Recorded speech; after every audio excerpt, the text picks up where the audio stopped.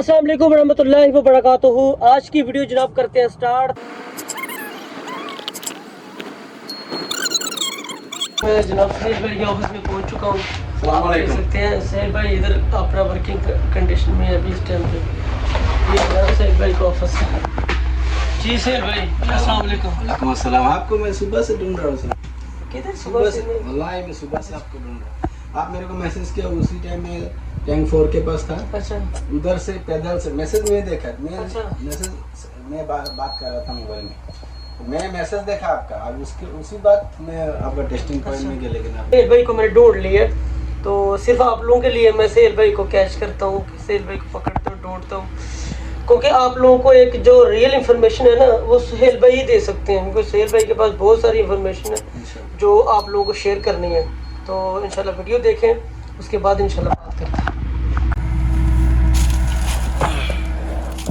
तो ये बताइए कि हमारे जो व्यूवर्स जो है जो इंजीनियर है वो यहाँ पर आना चाहते हैं, तो उनको कौन से प्रोफेशन का वीज़ा यहाँ पर लेके नहीं आना है? क्योंकि जो एजेंट्स लोग हैं ना वो हमें यहाँ से जो हमारे व्यूवर्स हैं उनको बोलते हैं कि यार इस पे आ जाओ, ये हो जाएगा वो हो जाएगा है। नहीं। तो आप प्रोफेशन बताएं कि कौन से प्रोफेशन पे यहाँ पर नहीं आना इंजीनियर लेवल के बंदे को। जी सही जी। अभी सबसे पहले तो जो आदमी इंजीनियर है उनको ये जो हाउस ड्राइविंग है, उसके बाद क्या बोलते हैं इसको, जनरल वर्कर है, कंस्ट्रक्शन वर्कर है, उसके बाद जो क्या बोलते हैं अमल मंजूरी का वीजा हो गया, अमल मंजूरी है, वो जो मजरा का वीजा है, उसके बाद आपको दुकान का वीजा है। जी, दुकान का वीजा है। ये टाइप का जो वीजा है ना, और जो फर्दी मुसस्से का वीजा है जी, ये टाइप का जो वीजा है ना,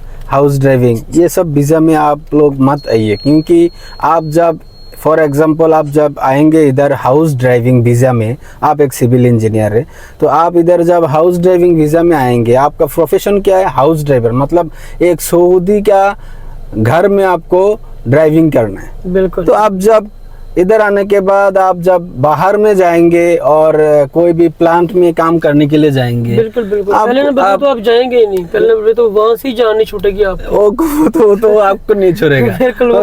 आपको नहीं, सबसे पहले तो वो सऊदी आपको नहीं छोड़ेगा। सऊदी नहीं छोड़ेगा। अगर फिर आप छोड़ गया, किस्मत अच्छा है, फिर आप इकामा लेके आप क्या है कि प्लांट में आ गया काम करने के लिए, कोई भी प्लांट में आ गया काम करने के लिए, आपका अगर वो प्लांट एक्टिव है, मतलब हर डॉक्यूमेंट चेक करता है, आपका आईडी नहीं बनेगा। रनिंग प्लांट है तो आपका जो आईडी है ना वो गेट पास है वो नहीं बनता है। ठीक है ना, क्योंकि एक तो आपके पास डॉक्यूमेंट नहीं है, तो दूसरा आपका प्रोफेशन सही नहीं होता। सही है। तो ये बात तो क्लियर होगी कि आपको उस प्रोफेशन में आना ही नहीं। जो मर्जी आपको बंदा बोले, जो भी बोले यहाँ पर बहुत खुशी है, ये वो एजेंट लोग बोलेगा, वो लोग बोलेगा कि भाई ये इसमें जाएंगे तो आपका खर्च भी कम होगा। भाई खर्च कम ज़्यादा वो सब कुछ होता है, आपका प्रोफेशन में नहीं होता है। बिल्कुल ठीक है।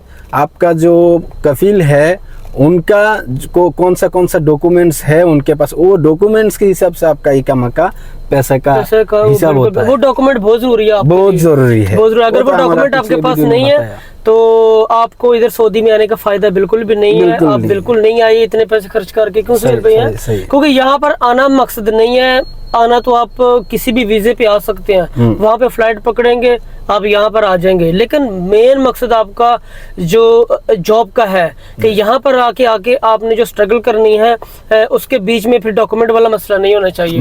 ठीक है, क्योंकि एक तो अपॉर्चुनिटी आपको मिल रही है कि इस कंपनी में जॉब है, तो जब कंपनी की रिक्वायरमेंट है, आप चैम्बर लेके आए, सीआर लेके, तो आपके पास ये डॉक्यूमेंट नहीं है तो आप जॉब नहीं कर सकते। ठीक है, तो ये बड़ा इशू है।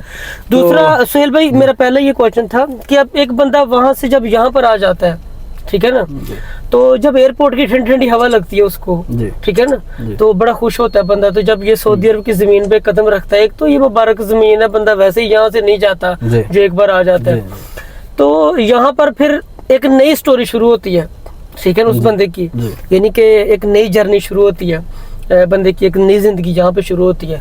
तो जो एक फ्रेश बंदा यहाँ पर आता है, तो उसको जब एयरपोर्ट की ठंडी ठंडी हवा लगती है और जब वो कमरे में आता है, तो उसको उसके बाद क्या करना है? ये थोड़ा सा बताएं व्यूवर को ना, व्यूवर को अभी ये नहीं पता कि यहाँ पर जब बंदा आएगा तो उसके बाद आगे क्या मसाइल है, क्या परेशानियां हैं जो बिगिनिंग में स्टार्ट में, ठीक है ना, और उसको डॉक्यूमेंटेशन कहाँ से करवानी है इधर सऊदी की, ये थोड़ा सा ब्रीफ कर दें, व्यूवर बड़े जानना चाहते हैं। अच्छा, सबसे पहले तो जो इधर आने के बाद अगर फ्री वीज़ा है तो बहुत मुश्किल है, लेकिन कंपनी का वीज़ा है तो वो कंपनी का आदमी जाके आपको रिसीव करेगा। हाँ, रिसीव भी कंपनी का आदमी करेगा जाकर, डायरेक्टली एयरपोर्ट से आपको रिसीव करेगा। एयरपोर्ट से रिसीव करके डायरेक्ट कैंप में लेके जाएगा। कैंप में लेके जाके आपका घर जो भी है सब कुछ, यानी कि A to Z आपको देगा, सारा सब देगा। कुछ है? हाँ, सारा देगा कंपनी। ये तो अच्छा नहीं है, ये तो बहुत अच्छा है। जैसे कि एक मेहमान आया, मेहमान है, बिल्कुल जैसे कि एक मेहमान आया, उसका जो इकामा है वो कंपनी के हेडेक है, कंपनी का हेडेक है, सब कुछ डॉक्यूमेंटेशन हर चीज, सारा चीज कंपनी का हेडेक है, वो हमारा हेडेक नहीं है। लेकिन हम लोग अभी जो बोल रहा है वो एक फ्री वीजा का आदमी के बारे में बोले। जी जी। फ्री वीजा का जो आदमी है उनको तो सबसे पहले कभी कभी वो फ्लाइट जब अराइव करता है ना सऊदी में, उसके बाद उसको 2-3 घंटा लग जाता है उधर बैठ, मतलब कोई भी आदमी नहीं चाहता है, कोई आदमी लेने के लिए नहीं रिसीव करने के लिए नहीं जाता है। बाद में वो परेशान हो जाता है कि भाई मैं मेरा कॉफिल कौन है, हाँ, मेरे को कौन रिसीव करेगा, ये टेंशन वो उधर से शुरू हो जाता है, होती है, बिल्कुल उधर से शुरू हो जाता है ये टेंशन। ठीक है, तो जब उसको जब उसको मालूम होता है एक आदमी की, उस आदमी का जो आदमी है, मतलब जानने वाला कोई आदमी है इधर है, तो वो रिक्वेस्ट करके बोलता है, मतलब वो शुरू एयरपोर्ट से परेशानी शुरू हो जाती है फ्री बंदे के लिए। तो मैं इसीलिए हाथ जोड़ के विनती करके बोलता है सबको, फ्री वीजा अगर आपको एक्सपीरियंस नहीं है, बहुत मुश्किल है, इधर आपका कोई आदमी जानने वाला कोई नहीं है, आप लोग मत आइए। जब मैं सऊदी में आया था ना सुहेल भाई, अपनी बात बोलता हूँ, जब मैं सऊदी में आया था मैं तकरीबन 5 घंटे एयरपोर्ट पे बैठा रहा था, कोई लेने के लिए ही नहीं आ रहा था बंदा, और जिस बंदे से वीजा लिया था वो बंदा मुझे 4 घंटे बाद लेने के लिए आया।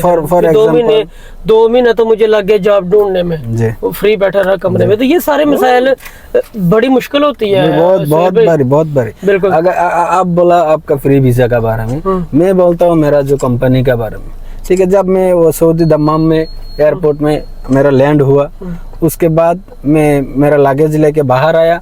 बाहर आने के बाद ही देखा कि मेरा कंपनी का एक स्टिकर लेके एक आदमी खड़ा है, और बड़ा यानी कि प्रोफेशनल तरीके से आपको जनाब उसके ने रिसीव किया है, ठीक है ना। जैसे एक MP को रिसीव करने के लिए आता है, तो वैसे बंदा जनाब आगे रिसीव इज्जत के साथ जो है ना। तो हम लोग, हमारा जो मकसद है वीडियो बनाने का, यही मकसद है कि यार खुदारा आपसे रिक्वेस्ट करते हैं, आप कंपनी के वीजे पे आए, जो फ्रेश बंदे हैं पहले, ठीक है ना, खुदा का वास्ता है आप कंपनी के वीजे पे आए, क्योंकि यहाँ पर आना मकसद नहीं है। मकसद ये है कि यहाँ पर आगे जॉब मिलना, आप जॉब मिलेगी, आपको फ़ायदा होगा।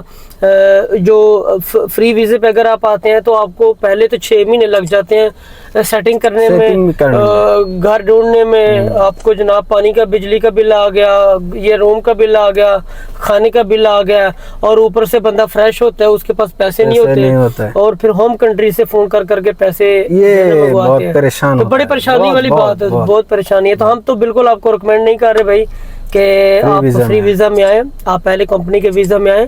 कंपनी के वीज़ा में आपको सारी सहूलतें मिलती हैं, आपका इकामे की टेंशन कोई नहीं होती, और खाने का आपको मसला नहीं होता, और रहने का आपको मसला नहीं होता, सोने का आपको मसला नहीं होता। इवन के ड्यूटी पे जाने के लिए भी कंपनी की गाड़ी आपको लेके जाती है, बाइज़्ज़त तरीके से लेकर रूम पे आती है, सेटिंग होगा। और दूसरा मेरा जो इकामा है इतने दिन में बनाना चाहिए, उनके बाद में रिस्पॉन्सिबिलिटीज उनकी होती है जो आपको मंगवाता है। लेकिन आप वो सब करना है कि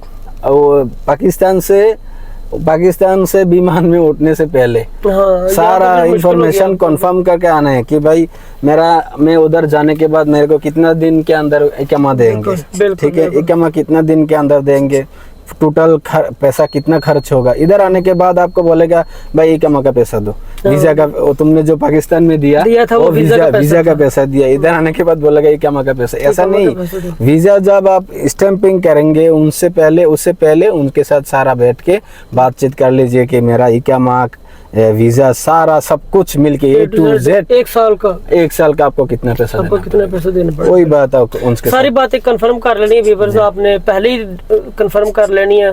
तो ये चीज़ें आपने पाकिस्तान में डील करनी है जिससे भी आप वीज़ा ले रहे हैं, ठीक है। और आपके जो सऊदी के डॉक्यूमेंट्स हैं, अगर आप बड़ी मुसस्सी का वीज़ा ले रहे हैं तो डॉक्यूमेंट्स आपको पहले बता दिए पिछली वीडियो में, वो वीडियो अभी मौजूद है, वो आप जाकर देखिए, उसमें मुकम्मल इंफॉर्मेशन हमने पहले ही बताई हुई है।